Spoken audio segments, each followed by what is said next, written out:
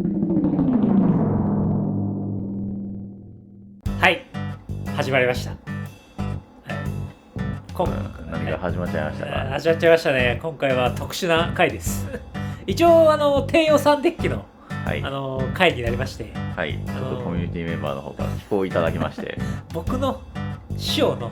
師匠誰やねんってマスターヨーダですね。師匠の師匠なんで、からそのリストをいただきまして、はい、それを解読しまして、はい、ちょっと低予算デッキやっていくんですけども、はい、ちょっと上級者向けの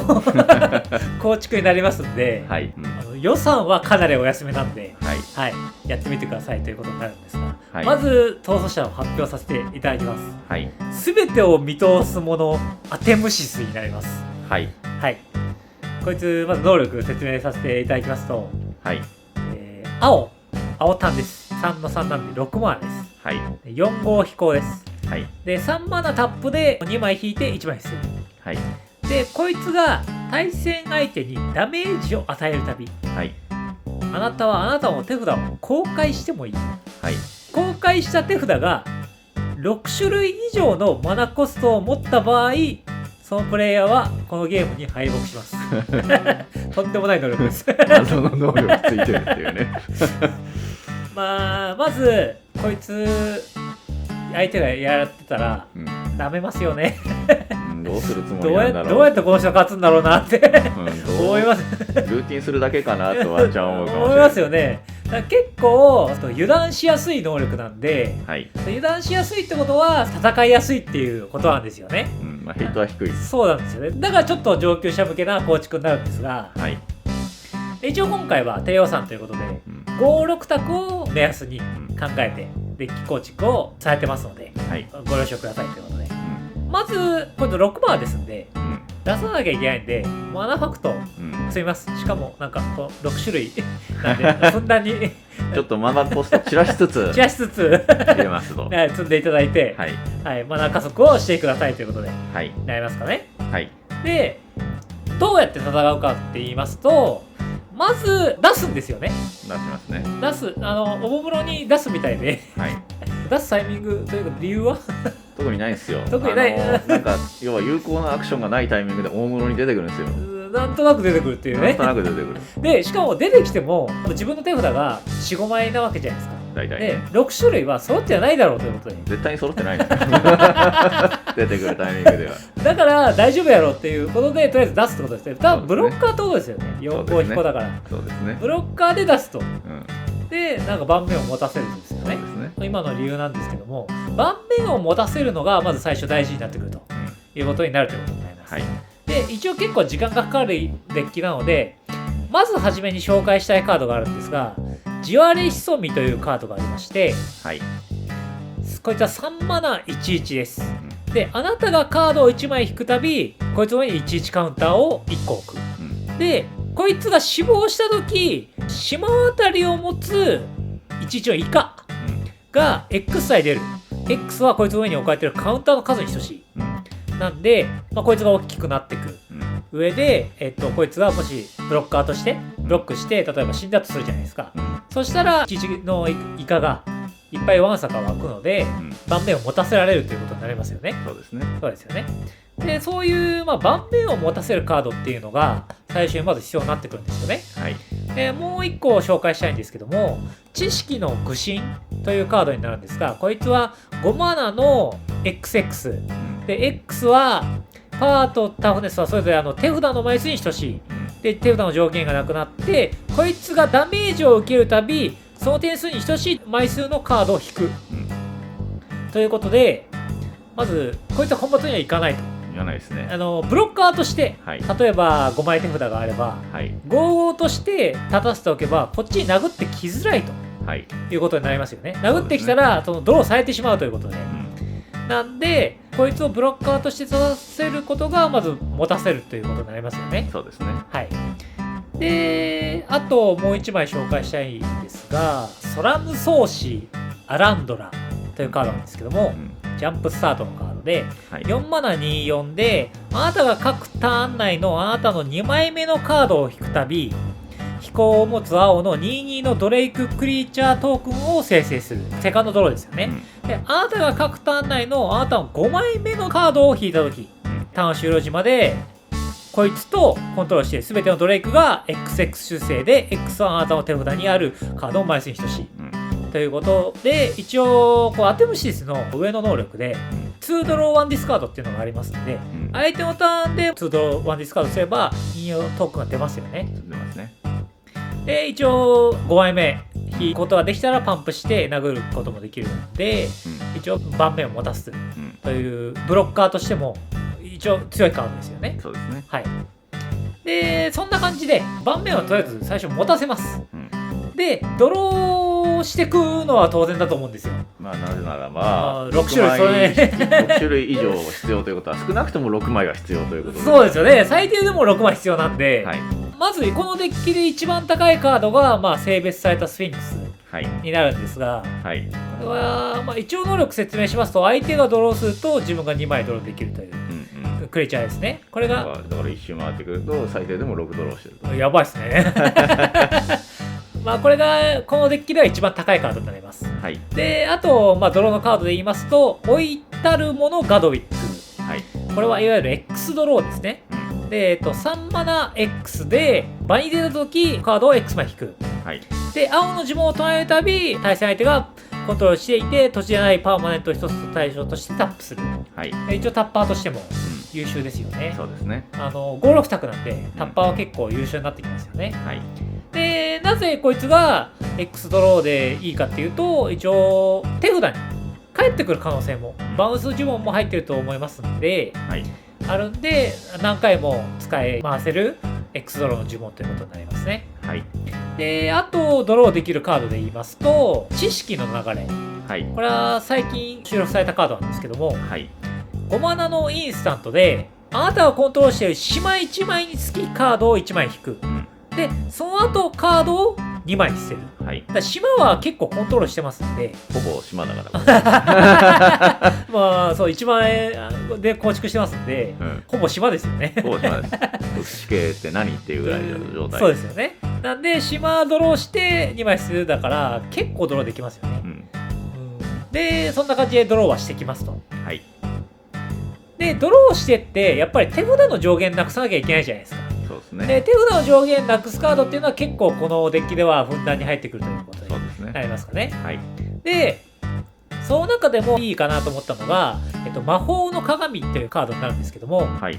まず9マナです。はい、9マナって重いじゃんと。めちゃくちゃ重いです。はい、ということなんですが、この呪文を唱えるためのコストはあなたの墓地にあり、インスタントやソーサリーであるカード1枚につき1少なくなる。はい、でインスタントソーサリーが墓地にあれば、はい、9マナじゃなくて、はい、少ない呪文で打てますので、はい、でまず手札の上限なくなりますと。はい、でアップキープの開始時に知識カウンター1個置いて、その上に置かれてるカウンター1個につき1枚引く、はい、1ターン目は1枚ドロー、2ターン目は2枚ドロ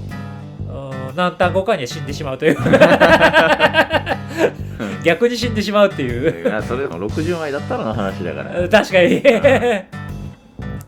でこれいい点が手札の上限をなくすというところだけではなく9マナの呪文だということなんですよね。そうですね。はい。このデッキそこがかなり重要でして、そうですよね。普通にやると6種類以上のマナコストのものを揃えるっていうのは、要は01234揃えてくださいみたいなことになっちゃうじゃないですか。なっちゃいますよね。はい。でもそんな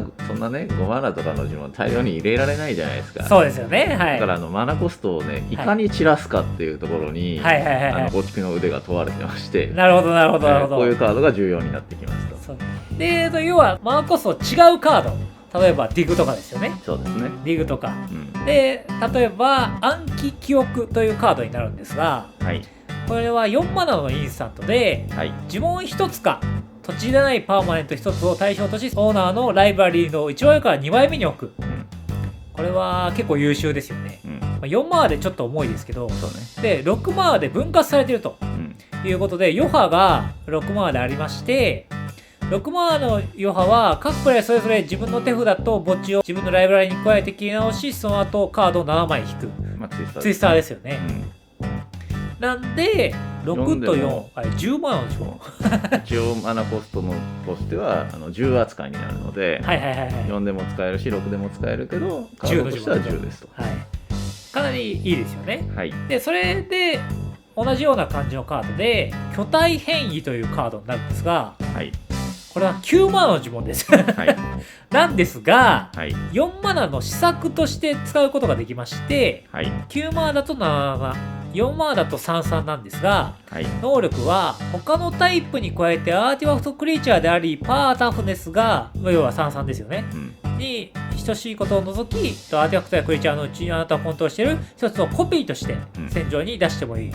わゆるファイアクシャーの変形者みたいなことの同じような能力なんだけど9マナだとそうそこが重要だと9マナだということは重要なんですよね。そうですね、はい、みたいなカードが入ってきます、はい、で、それを揃えるに行くことっていうのが結構重要になってくると思うんですよ、6種類揃えに行くの今の言った感じで揃えに行かなきゃいけないと、で揃えに行くのにいいカードっていうのが何枚かあるんですけども、はい、例えば嘘かまことか、これ4マナのインスタントなんですが、はい、ライブラリの一番上にあるカードを5枚公開すると公開します、で対戦相手1人はそれを2つを束に分けます、で1個を手札、もう1個をあとはポチンク、これ何がこのカードいいのかというとまずアドですよね。そらね、はい、普通にね。これ2つの束に分けて欲しいカードを取るんじゃなくて、欲しいマナコストの自分を取りに行くと。そうですね。はい。面白いこと言ってんなっていうね。っていうような感じで揃えに行くということですよね。であと他にも逆説的な結果。はい。というカードインスタントがあるんですけど、4マナのインスタントで望む数のあなたがコントロールする土地でもトークンでもないパーマネントを対象とし、それをオーナーの手札に戻すと、手札に戻します、でこれによりあなたは手札に戻されたカード1枚につきカードを1枚引く、自分のパーマネントを手札に戻して、でその分カードが引けちゃう、ってことはもう6種類以上いきなりインスタントタイムで揃えますよこいつが殴り出したらもしかして逆説的な結果飛んでくる可能性もある明らかに枚数足りなくてもね。なるほどなるほど。一応この1枚で1人倒せるカードですよね。可能性としてはありますよね、あともう1枚で倒せるカードとしては飲み込むしを、はい、僕が大好きな飲み込むしを4マナのソーサリーなんですが、まさかこんな風に使われちゃうとはみたいなねそうですね、ぴったりですよね、これぴったりなんだねびっくりしたで各プレイヤーはそれぞれ自分がコントロールしていて土地じゃないパーマネントを1つ選びます、攻撃を当てる指数を選びます、はい、でそれ以外のパーマネントを全部手札に戻します、はい、で戻した手札の枚数が自分よりも多い対戦相手1人につき1枚のカードを引く、さらにカードも引けちゃう、揃いますよね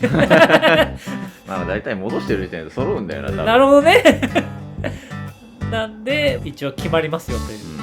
形のカードになりますかね、はい、でそんな感じで、殴って倒すんでしょうと。殴ってなぜかおもむろに手札をオープンして6枚揃ってますと。難しいのがもう1人ですからね、倒せるのは ね。であともう1個倒せるカードっていうのが実はもう1個あるみたいでして、はい、ビリジアンの長球というカードなんですが、いわゆるティムです、はい、装備しているクリーチャーがタップで1点ダメージを与えると、はい、なんとこいつは戦闘じゃなくても、はい、ダメージを与えるだけで能力が誘発すると、はい、いうことで1人敗北することができる、はい、ティム系のカードが何枚か入るんじゃないかと、いうことになりますかね、はい、でプランとしましては、今言った感じで揃えていって、1人倒しましたと、おもむろに1人倒しましたと、ということはまず2対1ですよね、その盤面の残り、はい、でもう1人倒すと、はい、要はティムシスを処理されなければもう勝利条件1人倒してる時点で満たしてるわけだから。なるほどなるほど、はいはいはい、処理できそうな人から倒していくんだよね、基本的には。そうですよね、だからこれかなりこれ上級者向けですよこれ。いやそりゃそうなんだけどだってこれオープンしちゃってるから、はい、一回誰か倒してるから、もうこれですって言って、これですってさあ、はい、この見えてるのをよくかいくぐって気になっちゃうこの特殊敗北を防げますかって言われてるわけだからやばいですよね。でも結構強いんですよね。結構強いね。困ったことに。困ったことに。でまあ一応あと紹介されなかった面白カード何枚か紹介したいんですけど、まず供養のスフィンクス。はい。これが8マナのスフィンクスでして、これまたクソデカファッティンやん。飛行66で、あなたの戦闘後メインフェーズの開始時に追加の開始フェーズを得るから戦闘後アンタップアップキープドローがあるんですよね。でメインフェーズが2回来るということで、例えばティムみたいな効果があれば一応2人倒せるというカードで相性はかなりいいんじゃないかと。で普通に2ドロしてますからね。起きてる状態で、土地も2倍になってるのと一緒なんで、そうですね。はい。かなり相性がいいんじゃないかなと思います。であともう一個紹介したいんですけど、ウィザードクラス。はい。はい。これは1マナのエンチャントでして、まず手札の上限なくなります。で、3マナでレベル2になったらカード2枚引きます。で、レベル3は5マナでカードを1枚引くたび、あなたがコントロールしているクリーチャー対象としてそれに1時カウンターを置く。結構全部相性がいいという。なんかこのデッキ的には手札の上限をなくすっていうところかなり重要なので、1マナでね、しかもそれが1マナでそもそもできるっていう時点で役割を果たしていると。確かに確かに。はい、で3マナで2ドローできるおまけは、おまけとしてはだいぶ美味しいと。はいはい、でまあ5マナのところはマナフラしてたっていう話だけど、5マナの方を使うんだったら一応サイズでそもそも殺せるようなクリーチャーが爆誕するから、なるほどなるほどなるほど、相性はいいカードということになります。あと最後にもう1枚だけ、どうしても紹介したいカードが1枚だけあるんですけども、13思考症。なるほど。それでたまに特殊勝利されそうになるんですよね。こいつは2マナのクリーチャー、13のクリーチャーでして、まず手札の上限なくなると。まずどんだけ手札の上限なくすんだと。仕方ないでしょ。6種類以上必要なんだから。で、アップキープの開始時にあなたの手札がちょうど13枚だった場合、ゲームに勝利します。ちなみに13枚以上じゃないじゃないっていう。ちょうど13枚っていう。たまにこれで勝ったら、ウケるでしょうね、場は。盛り上がるでしょうね。13枚でやったーってなりますよね。はい。こうやってやったからちょっといいんじゃないかということになります。まあそんな感じですかね、このデッキの紹介は。そうですね。まあかなりこれね、上級者向け。面白いですよ。でもこれ面白いですよね。面白いですよ。だってまずアテムシスに殴られた時ね、あんのかな、ないのかなみたいなね。でも殴ってくるところはいけるってことなんですよね。まあ大体ね。なるほど。まあ一応こんなカード入れるんじゃないかっていう予想がありましたら、コメントしていただければと思いますので、はい、まあ、やってみたいと、挑戦してみたいと思う方はぜひこいつだいぶお安いので、はい、やってみてくださいということになります。はい、今回の動画は以上になります。はい、おしまい。